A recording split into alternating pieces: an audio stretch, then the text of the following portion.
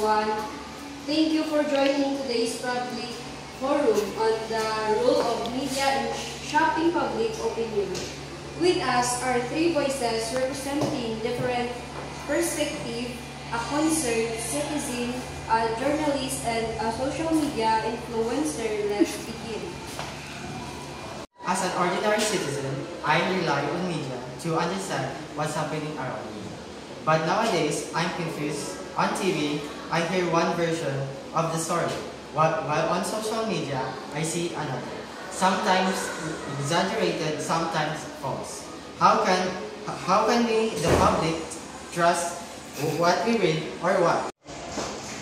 That's a valid concern in traditional media. Our duty is to report fact accurately and fairly.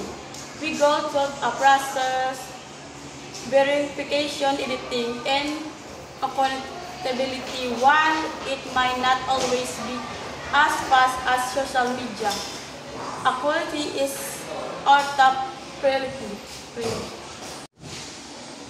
I understand both of you.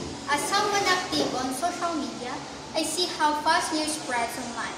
The audience engage immediately, sharing, commenting, reacting. But the challenge is not everything online is accurate. That's why influencers like me must also take responsibility to check sources before posting. Thank you. Let's dig deeper. How do you think media, traditional or new, shapes public opinion? I think media has a huge power. If TV says something, many people believe it right away. If social media trends a hashtag, people follow it, even if it's not true.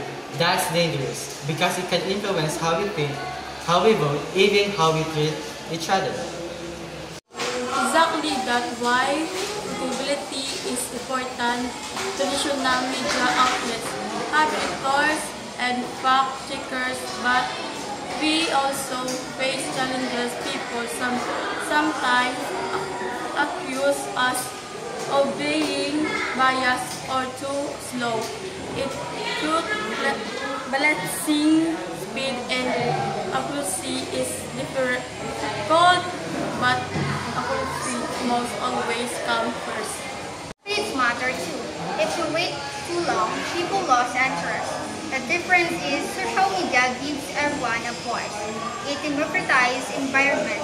Ordinary people can speak up, not just the big networks. Of course, this freedom comes with responsibility. That's why digital literacy is so important. People need to know how to check if their reading is real or fake. But here's my problem. When I share something on Facebook and later it turns out false, I feel guilty. But at the same time, I think, why is it the media correcting these lies fast enough? Whose job is it really to stop fake news? It's a shared responsibility. Traditional media must uphold truth and correct false reports immediately, but social media platforms and influencers also have a big role in countering misinformation. I agree.